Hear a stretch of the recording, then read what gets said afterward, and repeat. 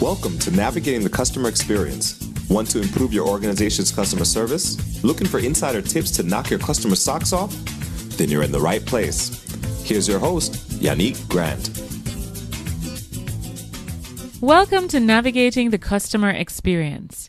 On today's episode, we have with us a very special guest, and his name is Nathan Hirsch. Nathan is an entrepreneur and expert in remote hiring and e-commerce. He is the co-founder and CEO of freeup.com, a marketplace that connects businesses with pre-vetted freelancers in e-commerce, digital marketing, and much more.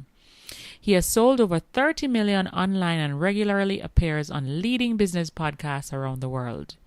He's a serial entrepreneur and expert in remote hiring and e-commerce. He started his first e-commerce business out of his college dorm room and has sold over $30 million online. He is now the co-founder and CEO of freeup.com, a marketplace that connects businesses with pre-vetted virtual assistants, freelancers, and agencies in e-commerce, digital marketing, and much more. So without further delay, welcome Nathan. Thanks for having me. And you picked me on the rare time that I'm actually sick. I can't even remember the last time I got sick. So I appreciate you bearing with me today. No problem. Okay, Nathan, could you share with us a little bit about your journey? In our bio that we just read about you, it gives us a little bit of a snippet of how you started out. But could you share with us some more, just how you evolved into what you are now? Of course. So I started off as a broke college kid. My parents were both teachers, and I always had the mentality that I would go to school, get a real job, retire, and that was going to be my life. And when I was a little bit younger, my parents always made me have a full-time job. All my friends were outside playing during the summers, and I was inside working, and I was learning customer service and marketing and management and all the things that go into running a business. But I also learned that I just hated working for other people, and I really wanted something better. So when I got to college, I kind of looked at it as a ticking clock. I had 4 years to figure out how to start a business, or I was going to get thrown into the real world, get a job, and never look back. So I started buying and selling people's textbooks. I used that summer money, the money I made during my summer vacations, to buy people's textbooks at the end of the semester and sell them at the beginning of next semester. So started a little business there, created a referral program. Before I knew it, I had lines out the door of people trying to sell me their books, to the point where I actually got a cease and desist letter from my college because I was taking up so much of their business. So that was my first glimpse into being an entrepreneur. And this was back in 2008. Amazon was just becoming more than a bookstore. No one really knew what Amazon or e-commerce was. There were no gurus or courses or anything like that. So I started to sell other products on Amazon, and I tried sporting equipment and video games and typical college guy stuff, and I just failed over and over and over. And it wasn't until I branched out of my comfort zone and found the baby product industry that my business really took off. So if you can imagine me as a 20-year-old single college guy selling millions of dollars of baby products on Amazon, that was me. And I really scaled that business using remote freelancers, remote workers. I remember meeting with my accountant and him asking me when I was going to hire my first person. And I kind of shrugged him off, thinking, why would I do that? That's money out of my pocket. They're going to steal my ideas. They're going to hurt my business, all of that. And he just kind of laughed in my face and said, you're going to learn this lesson on your own. So sure enough, for my first hire, I posted a job on Facebook, and this guy applied, and I barely interviewed him, and I hired him, and it worked out great. And he's my business partner today. Amazing hire, hard worker, learned quickly.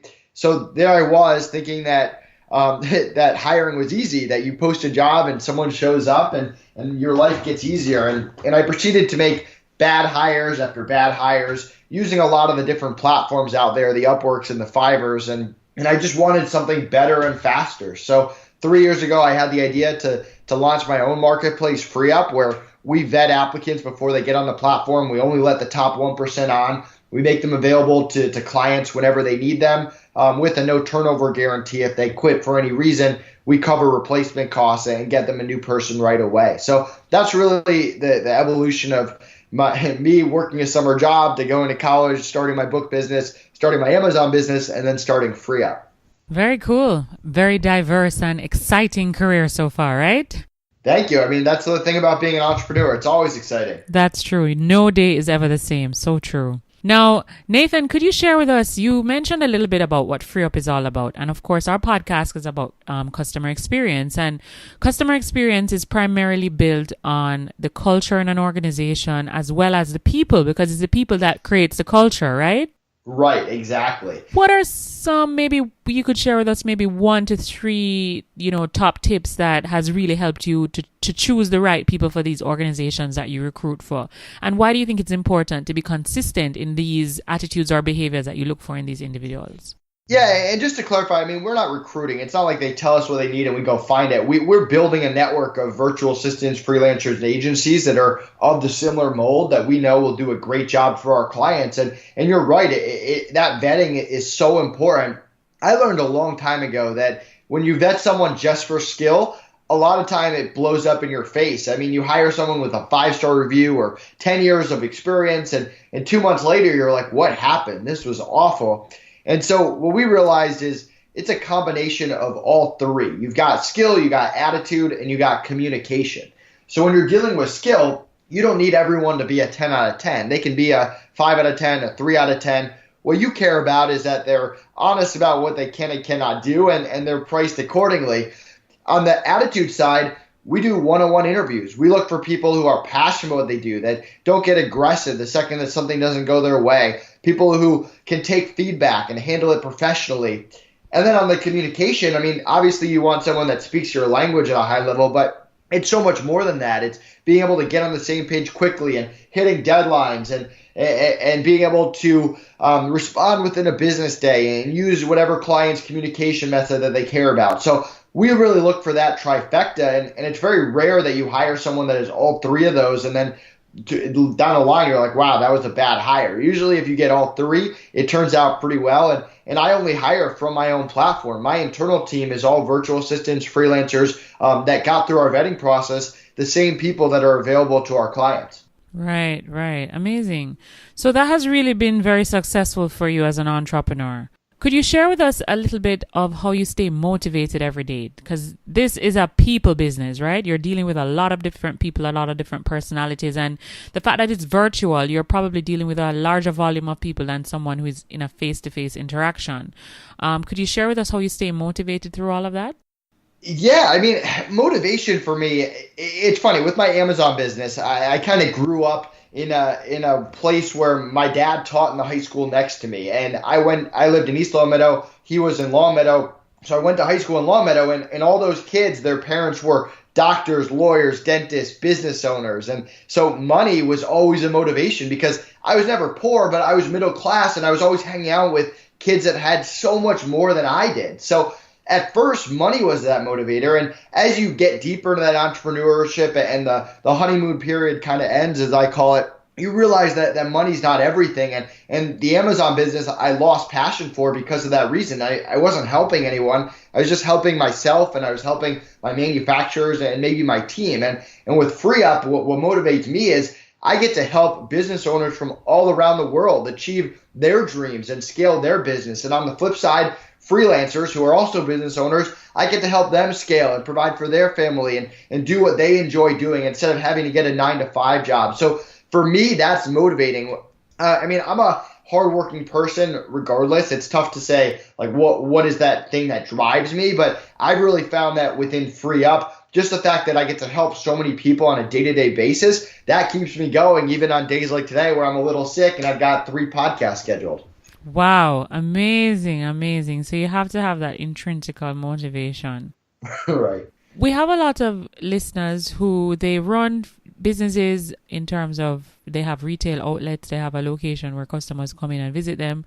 But we also have a few listeners who are online business owners. What are some important considerations for an entrepreneur or an online business owner to be successful, you think, based on the pitfalls and successes that you've had in your own career?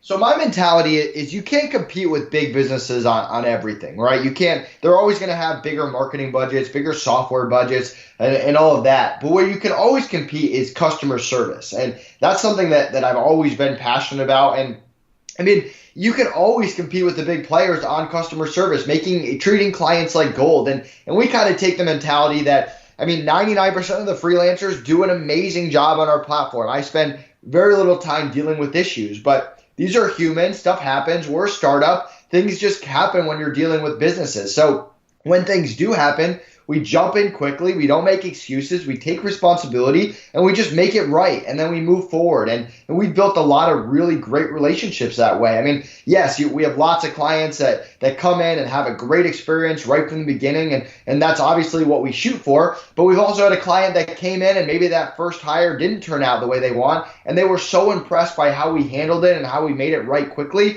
that now they're a lifelong client. And we got them someone else and now they love that person. So for me, that mentality that the customer isn't necessarily always right, but it's in your best interest to make the customer happy at the end of the day. If you have that mentality, you can go a long way no matter what business you're in. Amazing. I'm glad you brought up the point that the customer is always right, because the statement itself is really incorrect, as I'm sure you would have figured out, because customers are not always right. We're human beings and we do make mistakes. However, one of the things that we teach in customer service training is that as employees in an organization, it's not our responsibility to prove the customer wrong. Right. And so, I love the saying, the customer is always right. And it's a wonderful guided principle. But I do think as business owners, managers, leaders, coaches in organizations, we have to get employees to that understanding that it's just a principle and a guideline, because there are times when the customer is incorrect, either in what they say, what they do, how they manage a particular process. But our responsibility isn't to say, hey, Mr. Customer, you are wrong. It's more to guide them to the correct way of how they're going to achieve success. Yeah, I completely agree. I mean, you just got to get in the mindset where it's not you versus them. You're on the same side trying for a common good, and it's in your best interest to work together to figure it out. And that's how you build the best long-term relationships. True relationships. So I imagine also in your business, how hard is it for you to develop relationships in an online business when you're not having that interaction with someone face to face? What are some of the tools or things that you need to do differently in an online space when you're not seeing the person? Yeah, it's a great question. I mean, it took me years to figure out how to work with people remote. It's a totally different mindset. Right. Some quick tips are using stuff like emojis to actually portray how you're feeling on a day-to-day basis and in different conversations, because words get misinterpreted. I mean, people fire off emails. I'm guilty of that too. And you don't realize how that gets interpreted to people on the other end. So anything you can do to actually relate to people, not losing the small talk and being able to express how you're feeling and being direct and getting clarity all goes a long way. I mean, I like to keep everything in writing and make it super clear exactly how I'm feeling, what I like, what I don't like. And that's how I've been able to build relationships. And the other side of it is, when I dealt with people remote for the first time, I asked them, I said, hey, how can I communicate better?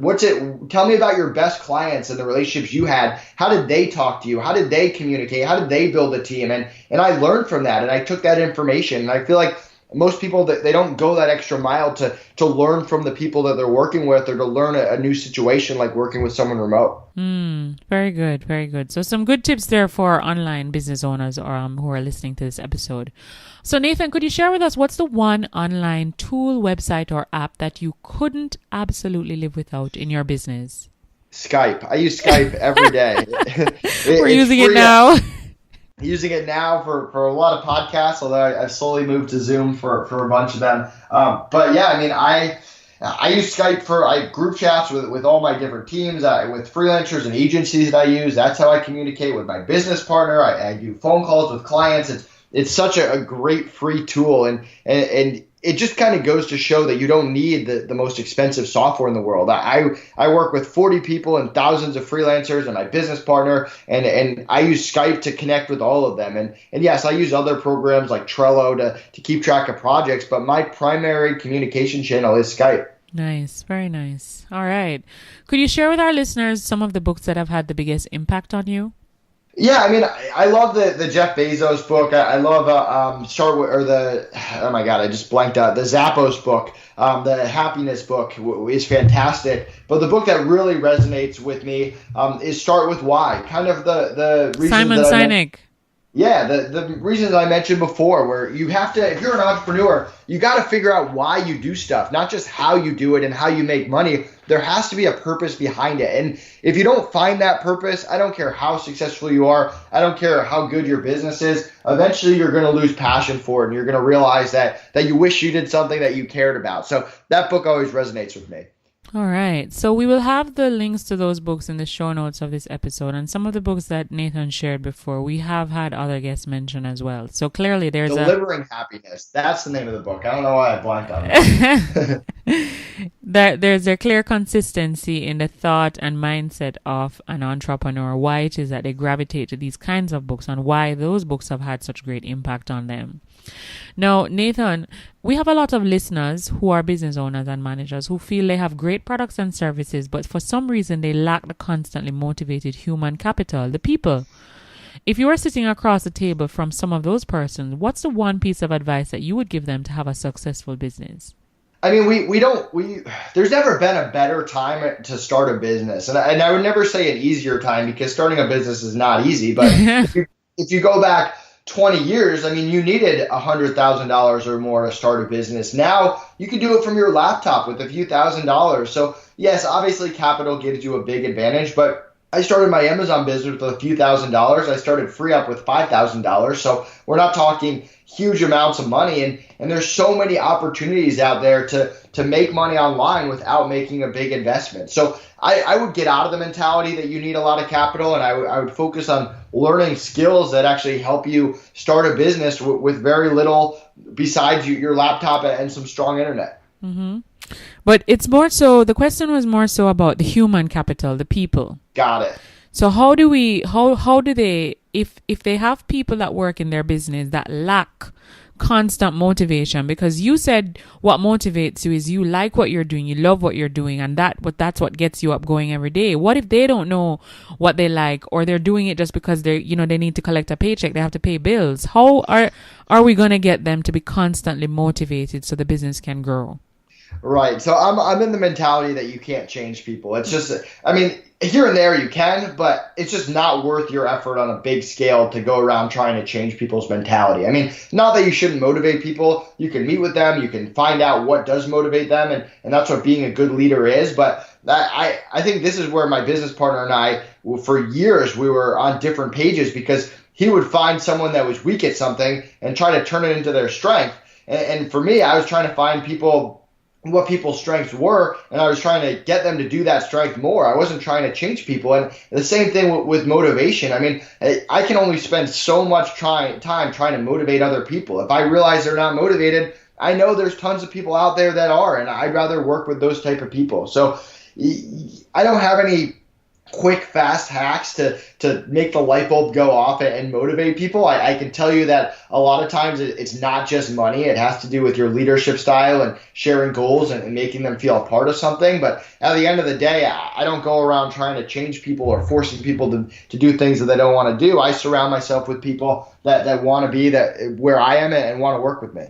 Yeah. So then basically you're saying in summary is, as a business owner, you have to quickly realize if your time and effort is worth to be invested in this employee. And if after trying for so many times it's just not working, you probably need to channel that energy into someone else that would be able to yield you that success you're looking for. Yeah, and it's not just employees. It could be freelancers. It could be agencies that you hire. I mean, I have an agency that runs my Instagram every month, and they're running a business. And if I can tell that they don't care about my account, or maybe they care about someone else's more than mine, then I'm going to find a different agency that will. So it goes across the board, that not just internal employees in your office. It could be virtual assistants in the Philippines or freelancers that you're one of 10 clients, or agencies too. Gotcha. All right, Nathan, could you share with us what's one thing that's going on in your life right now that you're really excited about, either something that you're working on to develop yourself or your people?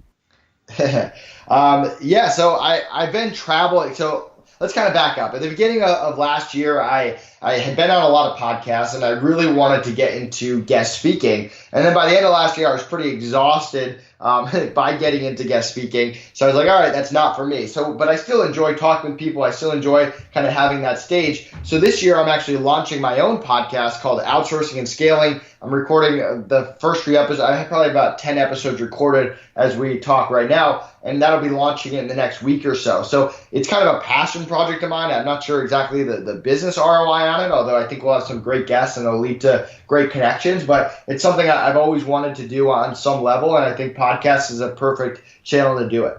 Great. And now is a great time to be launching a podcast because, so many people utilize this platform as an opportunity to learn and grow in different realms and genres and, just different topics. You can consume this content while doing so many other things, and it's just an amazing time for you to break through into this area. So I congratulate you, and please share with us the podcast name, what platforms you're going to be available on, so that at least we can, when you're launching or once you've launched, our guests that are listening to this podcast can definitely head on over to those platforms and have a listening on your podcast as well.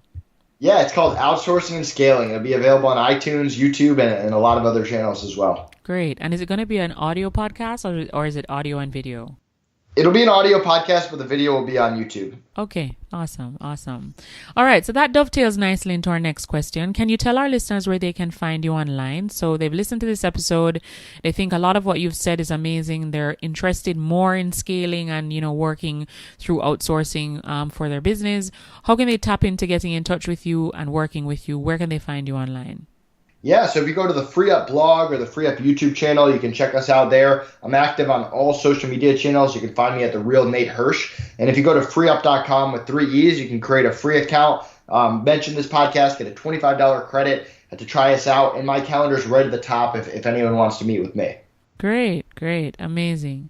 All right. So before we wrap the interview up, we always like to ask our guests if they have a quote or saying that during times of adversity or challenging times, they revert to this quote or saying. Do you have one of those? Yeah. So when I was little, my mom always said, work hard, play hard. So I kind of take that in all parts of my life. When I'm playing sports, I'm going all out. When I'm hanging out with my friends or my girlfriend, I'm all focused there. When I'm working, I'm going all out every single day. And that's kind of the mentality that I've taken. Great. Amazing. All right. Okay, Nathan. Well, thank you so much for sharing these wonderful nuggets and awesome insights on scaling and recruiting and, creating that culture and, motivation. It was really an insightful interview. We are grateful for the time that you've taken out of your very busy day to sit down and share with us this wonderful information. And we just wanted to express a warmth of gratitude for the time that you've taken to share with us. Thanks so much for having me. All right. So until next time, I'm your host, Yannick Grant. Thanks for listening. For more awesome resources to take your customer service game to another level, head over to navigatingthecustomerexperience.com. See you next time.